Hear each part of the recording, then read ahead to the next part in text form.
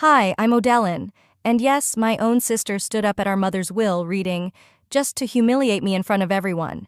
She called me the family mistake and smiled like it was her favorite game, like I was some afterthought. But what she didn't know was that our mother had rewritten everything. They thought they buried the truth. But what if the truth was buried with me, alive, waiting, with receipts? Stick around. Because what happened next didn't just silence a room, it ended a legacy built on lies. 2 days. That's all the notice I got. A stiff white envelope arrived at my Atlanta apartment with embossed lettering and a scent of old paper, 2 days before the will reading. No call, no heads up, just the letter, sitting there on my doormat like a challenge. Callista had told me she'd keep me posted. That was 2 weeks ago, at the funeral. A funeral she planned down to the color of the lilies and the press release that went out to the Alumni Association. I barely got to say goodbye to Mom in private. Now this? I sat on the couch, the letter still unopened on my lap, and reached for the silk scarf tucked inside my side table drawer. Cream-colored, soft, with faded blue stitching, J.M., Jacqueline Marin, Mom's initials, the last thing she ever gave me before things got cold. Guess I'm still the last to know, I muttered, always the afterthought. I stared at the envelope again. My name, written perfectly. Miss Odellin Marin, like a guest at someone else's party. I didn't even cry. I just stood, folded the scarf carefully back into the drawer, and started packing. Charleston still smelled like magnolias and salt air, even if my memories of it had dried up long ago. Driving up to the estate felt like stepping back into a life I'd been cut out of. The iron gates opened slow and heavy, like the place itself disapproved of me showing up. The gravel under my tires crunched louder than I remembered. Or maybe it was just my nerves. I parked around back, like always. We weren't allowed to use the front unless you were Callista, or company. The housekeeper barely met my eye when she opened the door. "Oh, you came." I didn't answer. I just nodded, stepping into the air-conditioned hush of the foyer. Everything smelled like lemon polish and lavender soap, exactly how Mom kept it. Then came the assistant, Callista's new one, tall, pouty, dripping in prep school condescension. She blinked at me like I was early to a party I wasn't invited to. "I didn't know you were attending," she said. "I was invited," I replied simply, holding up the envelope like a shield. She sniffed. "Well, they're all out by the terrace, garden attire." Of course they were. They looked like they'd stepped out of a country club catalog. Aunt Dolores gave me a warm smile and a light hug, her arms trembling a little. "Odellin, sweetheart, I'm so glad you're here. Your mom would be too." "I hope so," I said softly. Everyone else avoided eye contact, except Callista. She turned the moment I stepped onto the flagstone, her voice syrupy. "Well, look who showed up. Didn't know they were letting +1s to the reading." The air shifted. A few polite laughs, tight, nervous, but mostly silence. I didn't respond. I'd learned long ago that Callista thrived on reactions. Deny her that, and you robbed her of oxygen. I took a seat at the edge of the long table under the striped canopy. I didn't belong to their club, not with my flat shoes and $30 dress from Marshall's, but I was here. That counted. As I settled in, my eyes wandered to the hydrangeas lining the stone wall, blue and full like they were blooming just for spite. I breathed deep. Flashbacks buzzed in the back of my head. Callista getting a brand new car at 16, me scraping together bus fare, her skipping college because she deserved a break, me working 3 jobs to survive it. I was the daughter they barely tolerated, I whispered to myself, the one they always expected to stay quiet. But not this time. Just as the lawyer stepped into view from the French doors, I saw it. Callista, seated across from me, reaching into her designer purse. She pulled out a folded paper, glanced around, and slid it beneath the table toward the man seated beside her. Uncle Rowan. It was quick, smooth, practiced. But I saw it, and that's when I knew. This wasn't going to be just a reading of names and assets. It was a setup. The room shifted the moment Mr. Whitlow stepped through the glass doors of the sunroom. Conversations dropped off. The clinking of coffee spoons on porcelain plates halted mid-motion. Even the air felt different, like it held something dense and waiting. I sat still, hands folded neatly in my lap, pretending I hadn't just seen my sister slide something beneath the tablecloth. Mr. Whitlow cleared his throat and gave us a polite nod. "Thank you all for coming. I know this is a difficult time, and I'll do my best to be brief and respectful." Callista rose from her velvet chair like she was auditioning for a soap opera, her face arranged in solemn poise. She moved to stand beside the lawyer, placing a hand on his arm like they were old friends. "Let's just hope this isn't one of Odellin's surprises," she said with a bright, cutting laugh. The silence that followed wasn't supportive, it was loaded, a kind of awkward agreement that no one would challenge her. I felt my cheeks flush, but I didn't say anything. Let her have her moment. Whitlow blinked slowly, like her comment had caught him off guard, but he moved forward. He opened his briefcase with deliberate care, as though stalling might make the next part easier. "We'll begin with confirming presence," he said. "Odellin, if you don't mind, this is just a form acknowledging your attendance and your understanding of the proceedings." He handed me a single sheet of paper with a glossy blue header and an empty signature line. I frowned. "Just me?" Whitlow nodded. "Yes, just formality." From my left, Aunt Dolores shifted in her seat and leaned in slightly. "They didn't ask me to sign anything last time," she whispered, more to herself than to me. Her voice was soft but not uncertain. I studied the document. It was printed by Whitlow's firm, but something about it felt off. There were no details listed, just a title, some legal language, and that signature line. "I'd like a copy of this," I said quietly. Callista's husband, Brent, the human wallpaper, shifted slightly.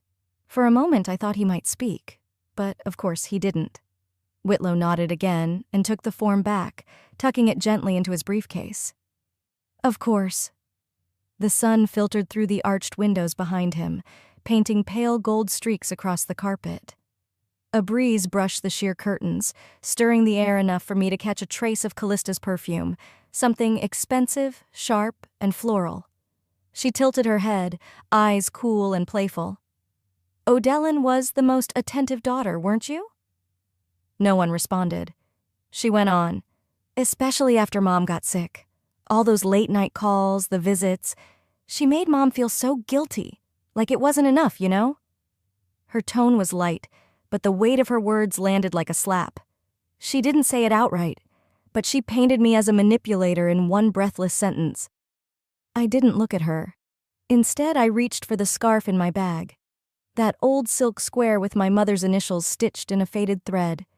I held it tightly in my palm. A flash of memory.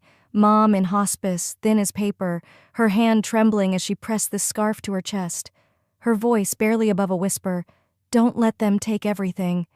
I had nodded through tears, not fully understanding what she meant.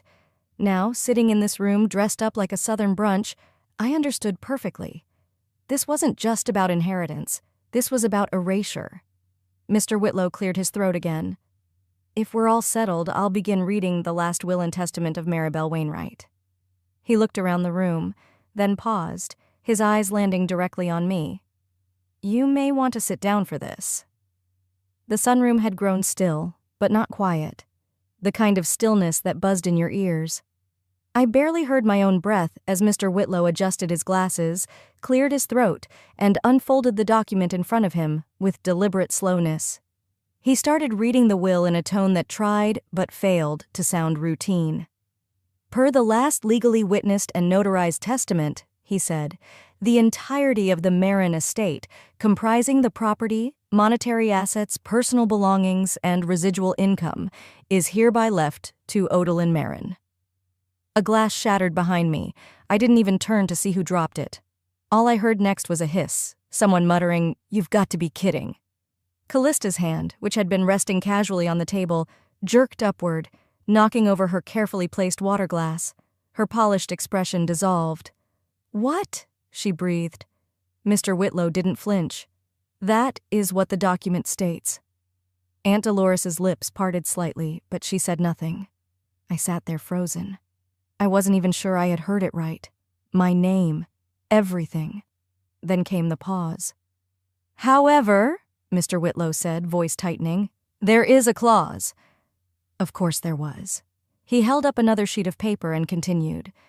"The inheritance is contingent on Miss Marin maintaining the family estate, residing in it, keeping it functional, for a minimum of 1 year. During this time, no sale, redevelopment, or transfer of property rights is permitted." He glanced briefly at Callista, then back at me. "In addition, Miss Callista Marin is to be barred from initiating or facilitating any structural changes, financial reassessments, or sale discussions concerning the estate during this period." My stomach flipped. I wasn't sure if it was from shock or from the sheer weight of what that clause meant. "This is a joke!" Callista snapped, standing so fast her chair squealed backward. "That's not what Mom wanted." She turned on me like a blade. "You put that in her head, didn't you? All those calls near the end, crying about being left out, playing the martyr while I managed everything." "Callista," Aunt Dolores tried, but was quickly silenced. No, they need to hear this," she snapped, gesturing to the few distant cousins and family friends lingering near the back. "She didn't even visit for years. Then suddenly, when Mom got sick, she's at her bedside like Florence Nightingale rewriting history." I kept my eyes steady on the tablecloth. I could feel every muscle in my back trying not to curl in shame. But shame for what? She guilted her into this, whispered to her in the dark. She didn't even cry at the funeral. I didn't flinch, not because it didn't sting, but because I knew if I gave her one tear, she'd twist it into proof. Mr. Whitlow interjected, "Miss Marin, these terms were written directly by your mother, in her own hand. The will was signed in front of a notary and 2 independent witnesses." "She was confused," Callista snapped. "She had started mixing things up. You said so yourself, Dolores." "I said she was tired," my aunt murmured, "not confused." For a moment, no one said anything. The sunlight filtered through the tall windows, casting soft shadows across the floor. Ironic how gentle everything looked in a room full of knives. "Did she leave anything else?" I asked softly. My voice felt like it came from somewhere outside my body. Mr. Whitlow hesitated, then reached into his briefcase, producing a sealed envelope. "She did. She left this for you, O'Dellin." I took it with both hands. The envelope was heavy, more than just paper. It held something dense, almost sacred. I turned it over, breaking the seal. Inside, a single folded page. My name was at the top. Her handwriting. My mother's familiar loops and slants stretched across the page in blue ink, slightly faded. It started gently, an apology wrapped in grace, but within just a few lines, she said something that made the entire room fade from my awareness, something that redefined every memory I had of her. I didn't even realize I was holding my breath until the rustle of paper brought me back. The letter felt lighter than air, but heavier than grief. I unfolded it slowly, carefully, like if I moved too fast, the truth inside might disappear. My mother's handwriting curved across the page in a way I hadn't seen since before the tremors set in. Somehow it looked both fragile and furious. I didn't plan to read it aloud, but I did. My voice cracked on the second sentence. "To O'Dellin, you showed up when no one else did. You made me soup when I couldn't speak. You stayed when your sister filed the power of attorney papers without telling me. You are the only one who didn't ask me to sell the home, only to rest in it." No one interrupted. Not yet. Even the old grandfather clock in the corner seemed to hold its chime. I went on. The ink trembled like a whisper. "I was not confused when I wrote this. I was tired, but not confused. And I want you to know. I changed the will after she tried to sell the house beneath my feet. I couldn't stand the thought of being tucked away while strangers walked through our halls." I looked up. The sunroom felt suddenly colder. Callista stood like a statue carved from resentment. One of our cousins shifted in his chair, clearly regretting showing up in a tie. The room had shifted, just slightly, but enough that I could feel the weight of every eye turning toward her. "I didn't do anything she didn't want," Callista finally said. Her voice was strained, brittle. "She was sick, delirious.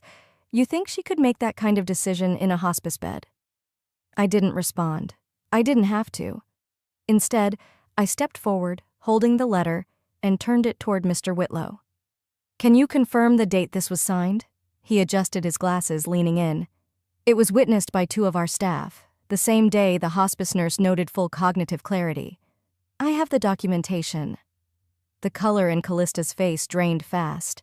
"You pushed her," I said quietly, not to accuse, but to state. "You talked to a realtor while she was recovering from pneumonia." Callista's voice rose an octave. "You have no idea what she was like in the end. She was scared, Odellin. She clung to your voice because you told her what she wanted to hear." Aunt Dolores stepped in, firm but calm. "Don't. You can spin it however you like, but I saw her with my own eyes. Your mother was more herself in those final days than she'd been in years. And you tried to evict her from her life." That hit harder than anything I could have said. Callista stepped back, stung. She looked around for support, but no one moved. Even her husband kept his eyes on the carpet, like the truth was too sharp to look at directly. I turned, slowly, and walked toward the parlor's front window. The letter folded in my hands like a pressed flower, something meant to last longer than its original form. I didn't say much, only, she didn't want to be sold like a property. I honored that. And that's when the silence fell. But it wasn't the silence I'd grown up with. The one that used to mean shame, that made me shrink into corners at family events or pretend not to hear when my name was left off plans. This was different. For the first time in years, no one had anything to say to me, but the silence wasn't shame, it was fear. We moved from the sunroom to the garden lounge of the estate club, where brunch was set up like nothing had just cracked a family wide open. Finger sandwiches lined silver trays, mimosa pitchers sweated onto linen, and someone had the nerve to cue up jazz music like it would soften what had just happened. I sat by the far window, sipping black coffee from a delicate porcelain cup I didn't remember owning. Across the room, I saw Callista floating from table to table, all smiles and small laughs, like she hadn't just been publicly stripped of control. She leaned in too close to some of the older guests, hand on their shoulders, nodding solemnly at all the right moments. Damage control. That was her gift, but I had no interest in performing. The letter was still folded in my lap, the creases now warm from the heat of my hand. Aunt Dolores sat beside me, quiet, alert. A few cousins passed with awkward glances. Some nodded, others just stared. But I noticed something in their eyes that hadn't been there before. Recognition. Callista's voice broke through the chatter, too loud to be casual. "Odellin always had this unique relationship with Mom," she said, turning to a trio of family friends who had known us since childhood. "She had a way of making herself the victim. Honestly, I just wish she hadn't taken advantage when Mom was at her weakest." One of the women, a friend of my mother's who used to braid my hair on Sunday mornings, let out a slow, disappointed breath. "That's low," she murmured, not quite under her breath. Dolores stood up then, not with a shout, just calmly gathered her purse, gave me a look, and walked out the French doors without saying a word. I took a slow sip of coffee, then placed the cup back on the saucer. The quiet inside me wasn't passivity, it was fuel. I stood up, not raising my voice, but cutting through the air like glass. "Callista," I said clearly, "I never needed to manipulate anyone, and I have every document to prove that." The room stilled. Callista turned to face me, that polished smile cracking just enough to see the panic beneath. "Excuse me?" "I kept the paperwork," I said, folding my arms. "Emails, signed documents, timestamps, even the voicemail Mom left me after you filed the power of attorney behind her back." A hush fell like a curtain dropping mid-scene. "You want to go public with that lie?" I asked, steady as stone. "Then I'll go public with the truth. All of it." Someone coughed in the corner. Another guest shifted awkwardly. People began to subtly turn their chairs in my direction. Callista blinked hard, her voice sharper now. "You wouldn't." I looked her in the eye. "You've mistaken quiet for weak your entire life." She didn't respond. She couldn't. The audience she thought she had was listening to me now, for once. I didn't need to raise my voice. I didn't need to throw a tantrum or play dirty. All I had to do was finally, clearly say what I should have said 20 years ago. "You don't get to shame me into silence anymore." I didn't wait for her reply. I returned to my chair, picked up my coffee, and let the room do the rest. But as I glanced up one last time, I saw it in her face. Not embarrassment, not sadness, panic. Like she'd finally realized I wasn't going to be her punching bag anymore. The brunch had ended with Callista's smile cracking, but whatever fractured that day didn't slow her down. If anything, it made her more dangerous. A week later, I found a manila envelope wedged awkwardly into my mailbox. My name was typed across the front, cold and impersonal. Inside, a court summons. She'd filed a motion to contest the will, claiming our mother had been under emotional duress and that I had coerced a dying woman into rewriting her estate. The legal term she leaned on was undue influence. I stood in my front hallway, reading the words over again. The legal language was dressed up nicely, but the meaning was clear. She was calling me a liar. I walked into my home office, turned the lock behind me, and reached for the bottom drawer of the old oak file cabinet Mom helped me refinish back in grad school. It stuck a little, humidity maybe, but I pulled it open and found what I needed. The red folder, labeled in my mother's handwriting, Supplement Addendum 3. Inside were notarized documents that she'd signed during her last month in hospice. There was a full addendum to the will, dated after her initial revisions. In it, she stated, plainly, that Callista had moved to seize control of her finances while she was recovering from pneumonia. There was even a letter to her estate attorney, attached with copies of bank statements Callista never thought anyone would see again. There were withdrawals for spa visits, jewelry, a down payment on a new car that wasn't on any gift record. I pulled the printed emails too. Mom had forwarded me copies, suspecting her own login had been compromised. I remember the message well. Odellin, don't delete these, just in case I forget later. You'll know. I knew. And now I was done letting her memory be rewritten by someone who only showed up when there was something to gain. By noon, I was on the phone with the legal clinic I'd visited once before, back when I was helping a friend through a conservatorship battle. The woman on the other end of the line asked, "Do you have supporting documentation?" "I have more than that," I said. "I have her voice." 3 days later, I walked into the county courthouse wearing pressed beige slacks and a navy blouse. Nothing flashy, just neat, clean, grounded. I kept my expression neutral, though the weight in my bag felt heavier than ever, not because of what I was carrying, but because of what it all represented. I passed Callista on the courthouse steps. She looked me up and down, then whispered to her attorney like I was a pest she hoped to brush away. Inside, at the front desk, I handed the red folder to the clerk. She opened it, scanning briefly, then paused. Her brow furrowed. "Is this the decedent's handwriting?" "Yes. Witnessed, signed, notarized." She flipped through a few more pages. Her voice dropped a tone. "You may want to sit down for this one," she muttered, though not to me.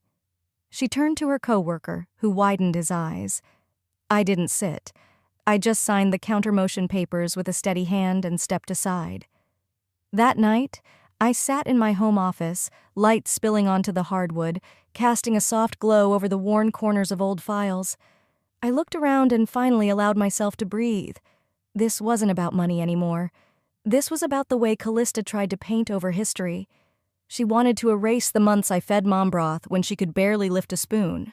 Pretend I hadn't spent nights in a chair beside her bed while the oxygen machine hissed beside us. Erase the part where I honored Mom's wish not to be moved, not to be managed. "She's not just trying to humiliate me," I said aloud, to no one. "She's trying to erase me." But here's the thing about silence. When you let it build, let it sharpen, let it hold its shape, it cuts cleaner than shouting ever could. And this time, I wasn't hiding. She started a war over paper. She forgot I knew where the originals were buried. The sun hadn't fully risen when I left the house that morning, but the air already felt heavy, like it knew a storm was coming. I parked a block away from the courthouse, choosing the quiet rather than being dropped directly into the chaos I sensed was waiting.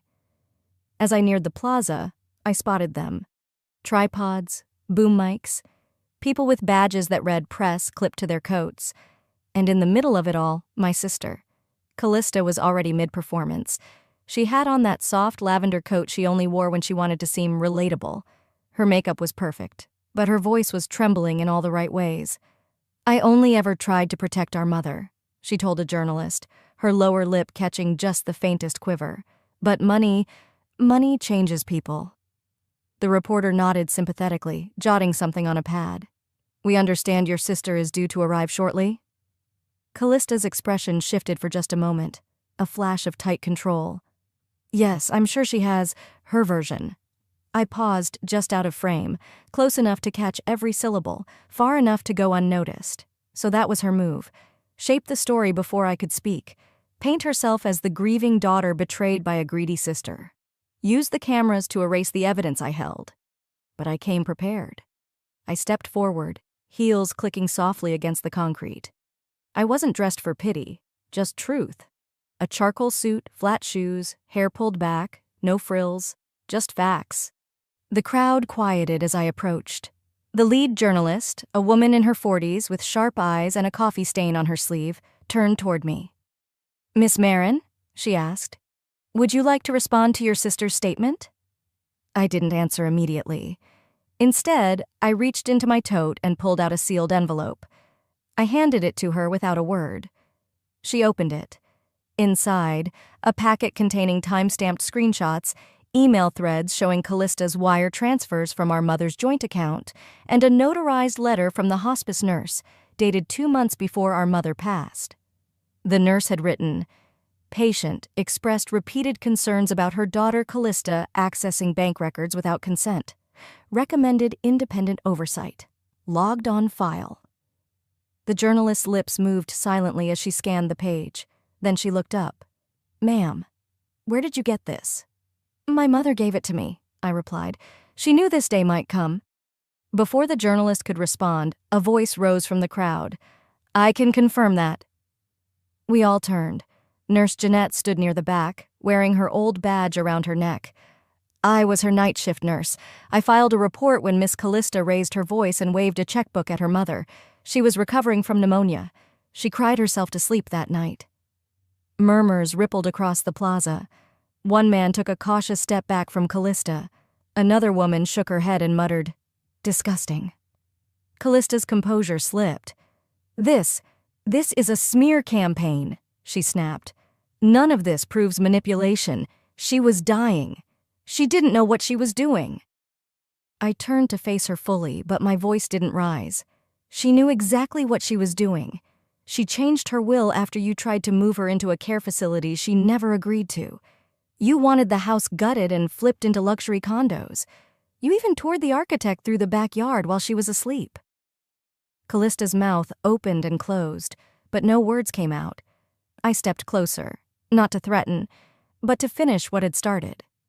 "I'm not here to ruin you," I said. "I'm just done pretending. Done playing the quiet one while you rewrite history in broad daylight." The cameras turned toward me. I didn't flinch. I didn't smirk. I just stood there, truth in hand, storm behind me. Silence fell again, but this time it wasn't mine. It was hers. I walked into the courtroom with steady feet, but inside my heart wasn't still. It was focused, laser sharp. There was no bailiff announcement, no formality. People had already filled the rows. Neighbors, extended cousins I hadn't spoken to in years, former church friends of Mom's. And the press, they were there too, eyes sweeping from Callista's bright blazer to my quiet gray dress. This wasn't a hearing. It was theater.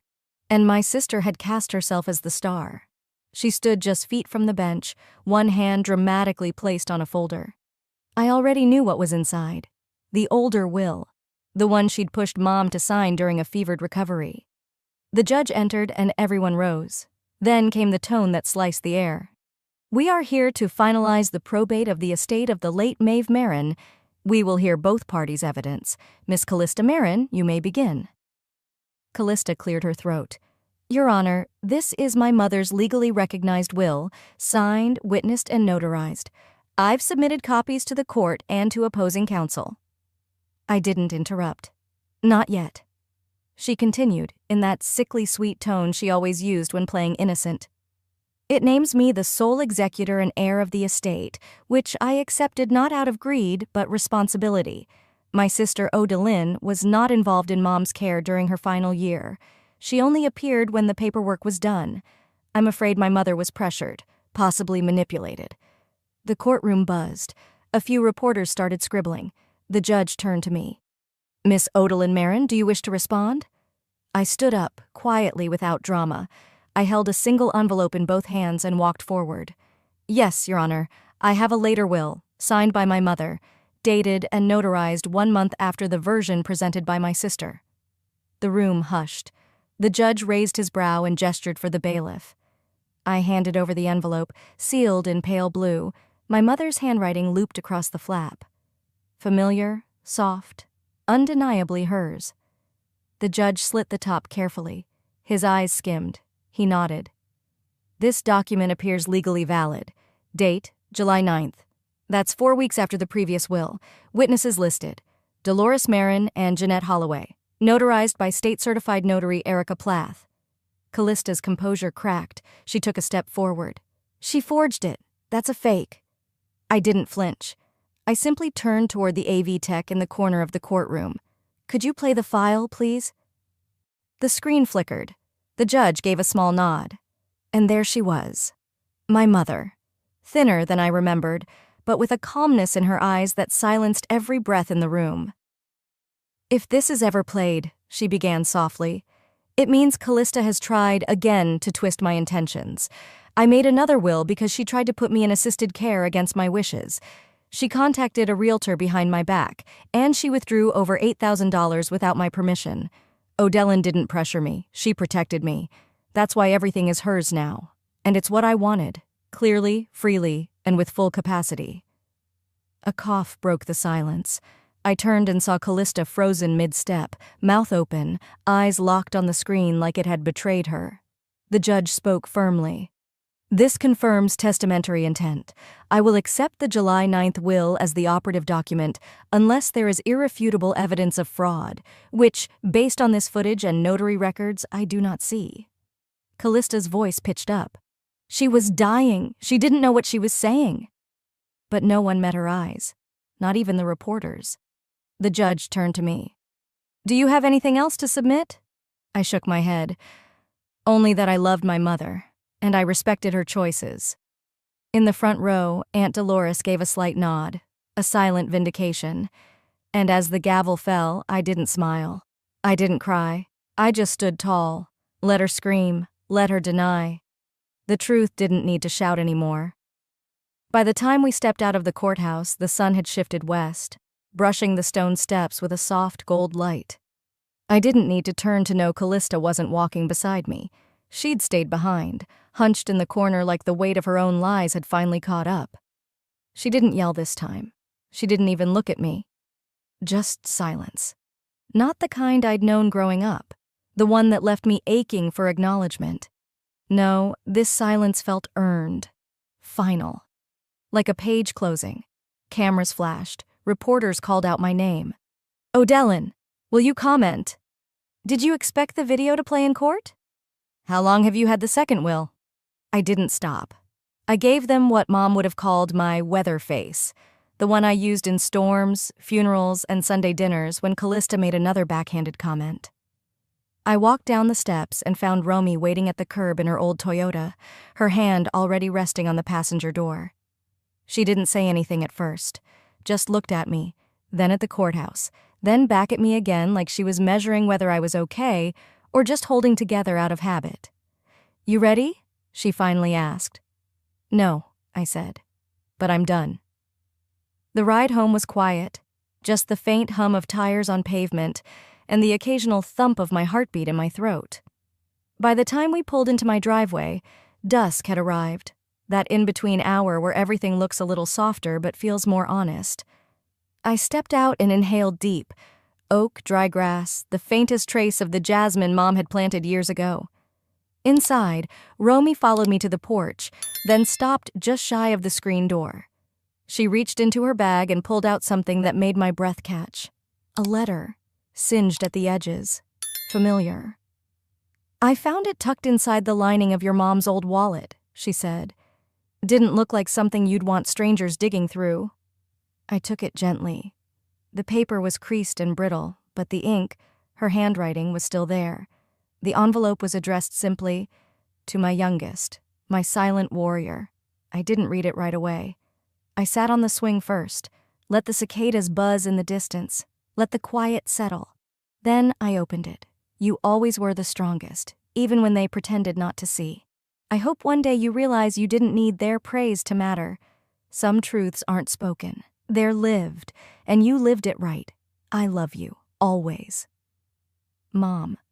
It wasn't grand, it wasn't poetic, but it was everything I never got to hear her say out loud, and it came exactly when I needed it, when I wasn't looking for validation anymore.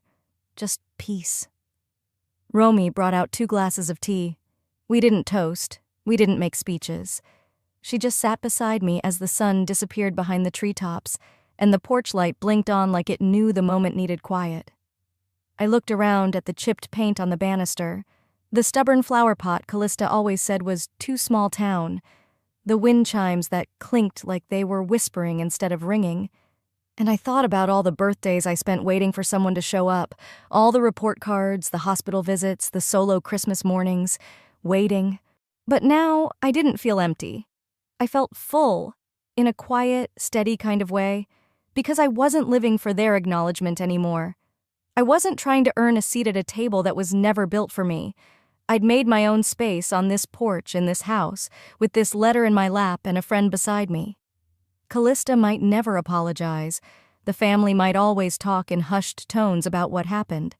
And maybe I'd always be the one who broke the silence. But that silence had protected lies long enough.